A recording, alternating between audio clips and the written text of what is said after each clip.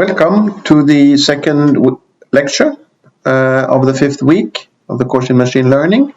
So as you know, this week we will focus on machine learning techniques enabled by prior theories, and the topic for this particular lecture is explanation-based learning. Explanation-based learning, abbreviated EPL, is a machine learning technique where we try to learn general problem-solving schemata by observing and analyzing solutions to specific problems. So we are interested in how this can be done in machine, but it should be obvious to you that this kind of technique on a conceptual level also is very much relevant for the way we learn as humans in everyday life. And this is illustrated in the very rather famous cartoon to the right, where these three guys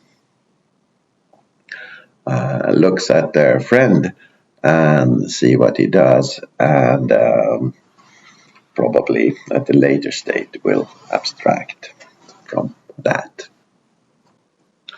Explanation-based learning creates learning general problem-solving schemata by observing and analyzing solutions to specific problems.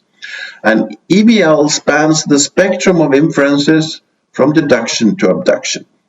However, I would say that if we look at what's particularly interested of explanation learning is its ability to formalize abduction. And in this process, one uses prior knowledge, domain theory, to explain why a training example is an instance of a concept. And where that generated explanation, as one thing, identifies what features are relevant to the target concept, among potentially many features described for the problem situation. Prior knowledge is used to reduce the hypothesis space and focus the learner on hypotheses that are consistent with that background knowledge. And typically, accurate learning is possible even if we have only very few instances. Even a single instance could be possible. There is a trade-off here, obviously, between the need to collect many examples to be able to induce, which we have typically done now for some weeks, without prior knowledge, and or the ability to explain single examples in the presence of a strong domain theory. Let us try to describe the exact scenario for explanation-based learning algorithms. So given is a target concept defined by some predicate statement. Also, as an input to this kind of algorithm, you have training examples, typically a few. You have a domain theory, which are built up from facts and inference rules that express background knowledge potentially relevant for the target concept. Probably in most cases, you have more background knowledge than you actually will use. But of course, it's not optimal to have too much background knowledge, because then you have a problem of choosing the right subset. And finally, there should be an operationality criterion which specify which predicates can occur in the right concept definition. Typically, the predicates are those used to the training instance case. So actually here, we do not want to define hypotheses that are too general, in the sense that the definition of those concepts are expressed in such terms that they are not operational in a domain-specific context. So the goal then could be rephrased to find alternative, operational, more efficient definition of the target context that is still consistent with logic and logically entailed by both the domain theory and the training examples. So typically we have some definition, but rather abstract, of the target concept, and the idea here is to specialize it. Also typically, this kind of algorithm has the following steps.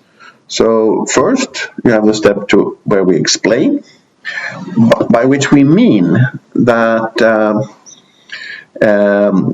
we can also more or less say we build up some kind of inference chain or proof of why this example actually should be a member of the target concept we're interested in. And then the idea is that when we look at that explanation or that chain of inferences, then that can then be, in the beginning, be pretty concrete in terms of the example at hand. The idea is to generalize that explanation or inference chain to define the most general rule, but still being operational. In the sense that we express ourselves in that kinds of terms or predicates that we have defined as being on an operational level.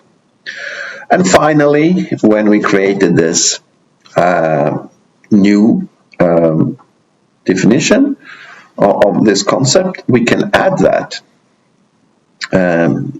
to the domain theory. So the idea is to incrementally augment the domain theory for each round in this EPL iterative process. I want to say a few words about different perspectives you can have on what EPL actually means. So one perspective, which is the closest one to the mainstream of in inductive learning techniques, is as theory-guided generalization of examples. So essentially, we have an induction process, but we guide that process and we focus the search for the appropriate hypothesis by using the theory. And as part of that, which is always important, is of course that the explanations we built should be as simple as possible. So we should use as few features, for example, as possible, but still being able to explain why the example is an instance of the concept. So that's one perspective that is more close to the inductive machine learning stream. Another perspective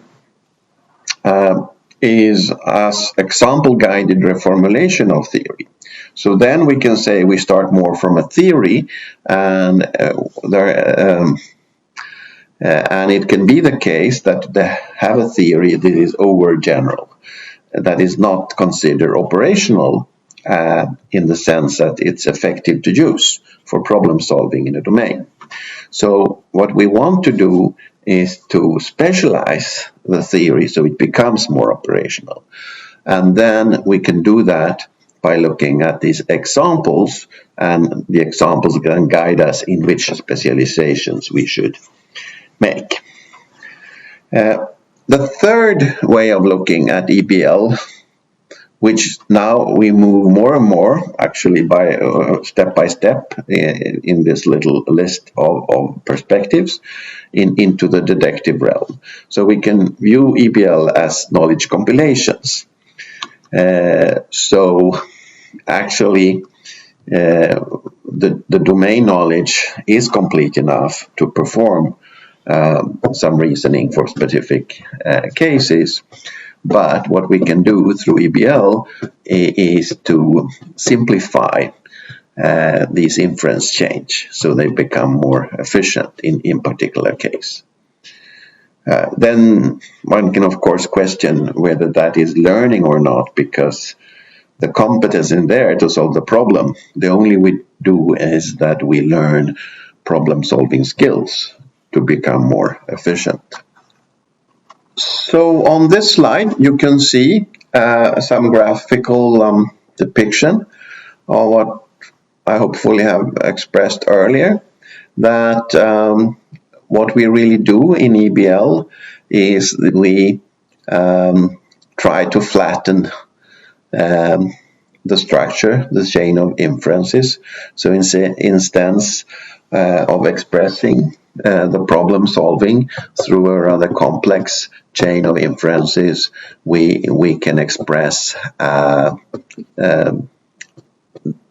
ourselves in a more flat structure, which is actually always more efficient, often more efficient. So here on this slide you can see a little picture. The purpose of that is to give you a feeling for the components of an EPL system. So I think central is you have some kind of problem solver, and you specify a case, and then you have this. We have this knowledge base, which is actually background knowledge plus some rudimentary hypothesis relevant for the case. There is a explanatory process in where we try to actually solve. We can say we can try to solve the actual problem using the knowledge base, and that generates an explanation or some kind of inference chain, and then that inference chain is generalized, and when it's generalized and we have a new, more general concept definition, we add that concept definition to the knowledge base, we get a new problem, and so on and so on. At this point, we're going to become a little more formal. We are going to look at specifically the generalization part of the explanation-based learning algorithm. And actually, as you remember from one of the earlier slides where I showed you an hierarchical structure and a flat structure. So roughly you can say that a typical explanation that we start from in the concrete form is a hierarchical structure where with a lot of inference steps that are based on specific rule applications. So really what we want to do here is that from that hierarchical structure we will create as flat structure as possible. However, of course, we want the new structure to still correspond to a valid proof, the valid proof we started from. So this means that when we transform the hierarchical structure to the flat structure, we must also see to that there are appropriate connections among all variables and constants occurring in the original concrete explanation or proof.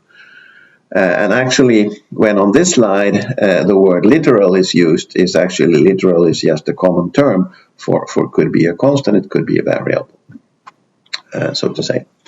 So actually, what we need is a machinery that do this advanced pattern matching, which is called unification, which sees to that we do the appropriate binding of variables and constants, or variables or with variables, which is then called unification. So that's an important ingredient in this. So essentially, if we want to look a little informally on the algorithm that is described on this slide, you should always have in mind that we start from hierarchical rule application proof, and what we want in the end is a flat structure. So you can see on the last row there is a variable called p, which is actually a list, which is a list of predicates. So essentially these predicates or literals are collected during the process, and essentially the end result, as we want to set our target concepts equal to this flat list, this conjunction of predicates. So that's the end result. So really what happens in this algorithm is that we iteratively build up this list.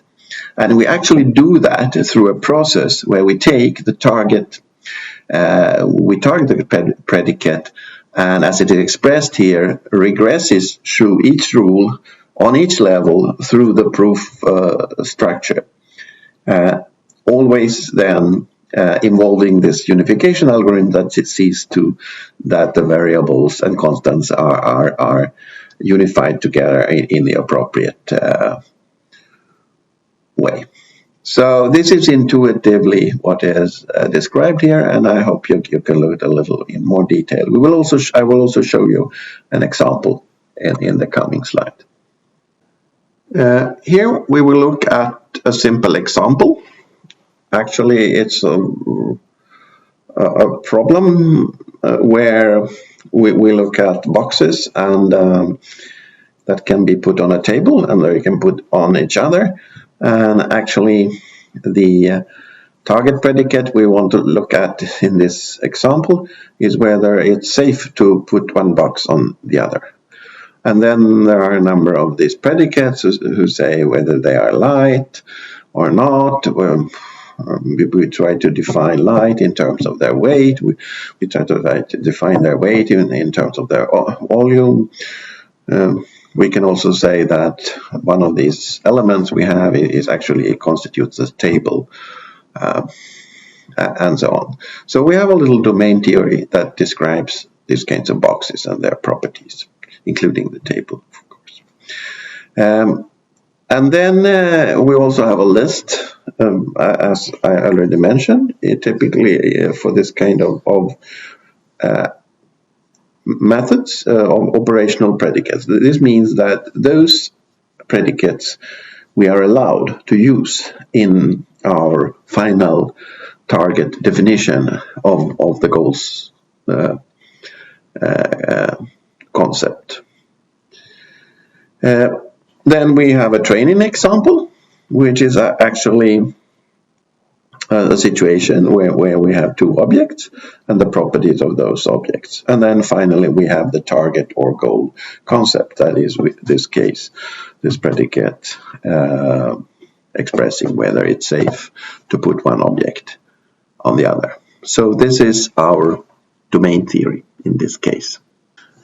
Here, and now comes the concrete explanation, which is then the chain of inferences through which we motivate why this particular configuration of two objects with this particular kind of features are such that they can safely be put on each other. And as you can see, this tree hierarchical inference structure use a certain number of the rules from our little domain theory. What we do now is actually that we go through the structure we saw, the hierarchical one, and actually we start from the top with a goal predicate, and then we start what was termed in the description of the algorithm as regressing that predicate through this proof structure. And we start from the top and we take it level by level. So here we can say we look at the first step, the connection between the safety stack and the lighter predicate. And we take a step in the algorithm, we find the appropriate unifier, and we start to build up our P variable, which is actually the list of predicates that we in the end should form our final result. But at this point it has only one element. Here you can see step 2. So we take the second level where we reduce lighter into the simpler predicate, and we do the same. We take that predicate and regress that through this segment of the proof structure with the appropriate unifier, and then you can see how the P variable is built up, but with a repertoire of consistent variable settings as secured by the unification algorithm. Here you can see the third step in the generalization process, and which goes on in exactly the same fashion. And you can see then in the end that P variable continues to accumulate the relevant predicates with the appropriate variable bindings. And then there is a last step, and then at the bottom you can see the final P variable. And so now this regression process is over, and actually we only now have to set the target predicate equal to this conjunction of predicates collected during the process.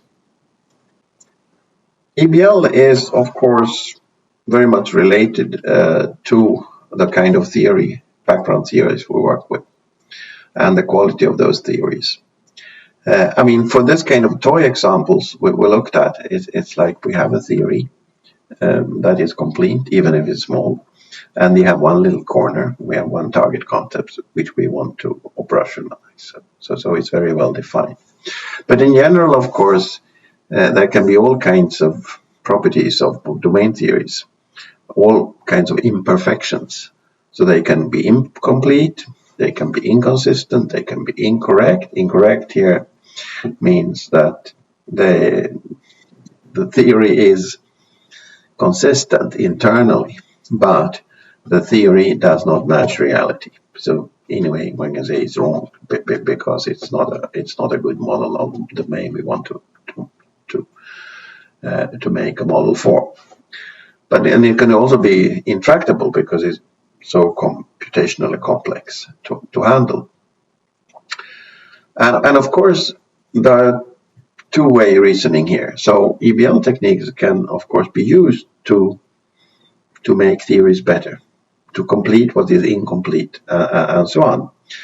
But also, of course, other kinds of imperfections of theories can also disable the EPL algorithms, the function of the EPL algorithms. So the message is here that EPL is not a general technique that can be used in a very simple-minded way for all possible domains, theories. Actually, in order to be useful, a use of EPL techniques must be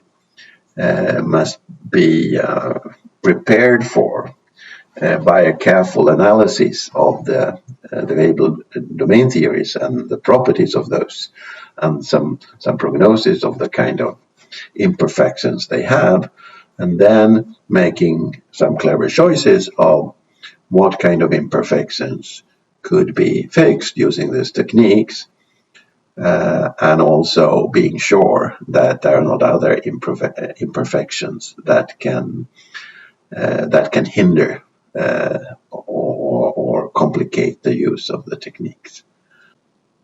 Another issue that I want to discuss a little is the utility of the created new operational concept definitions or rules that we handle. And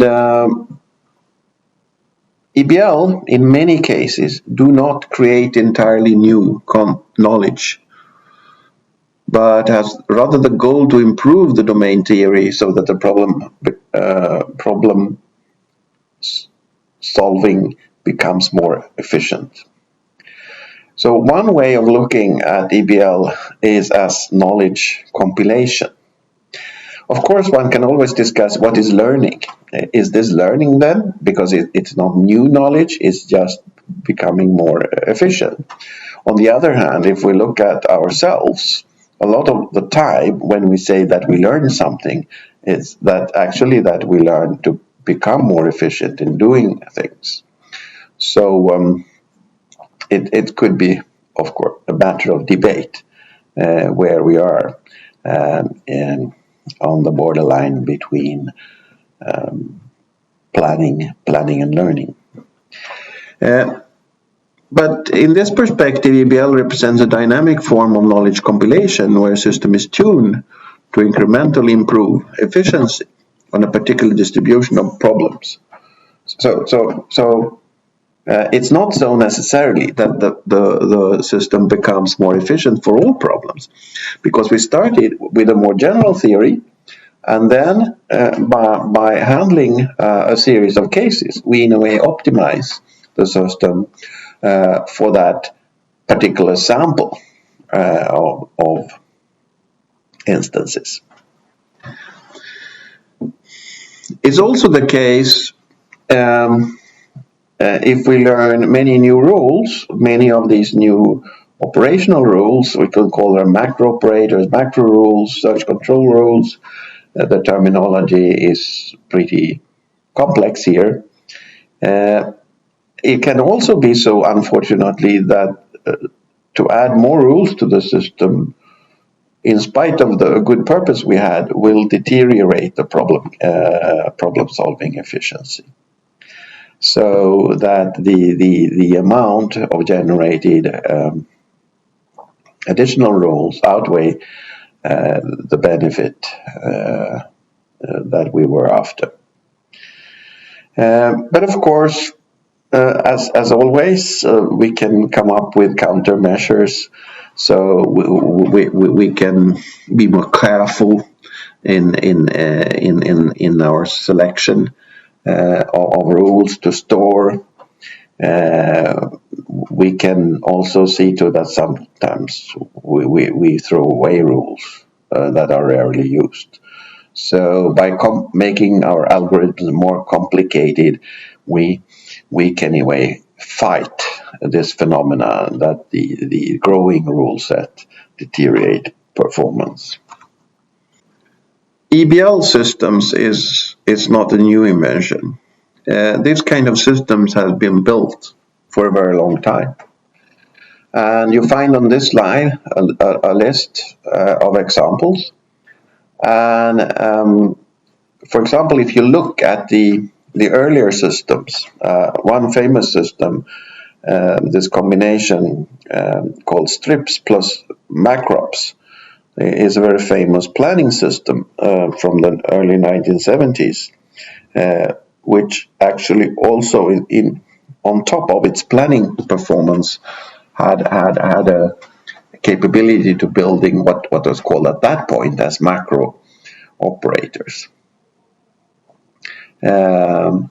Also, the hacker system by Sessman at IMIT was from that time, and both of these systems, if we look at what really happened, was very, very, very similar to what we now call explanation-based learning.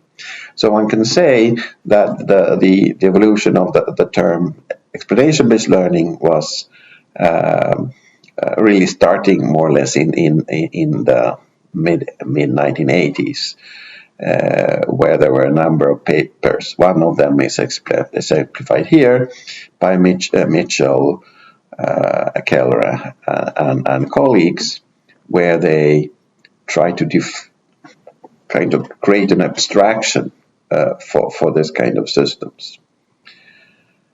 You will also get some reference to some of these systems in the recommended readings. This was the end of the lecture on experience-based learning. Thanks for your attention.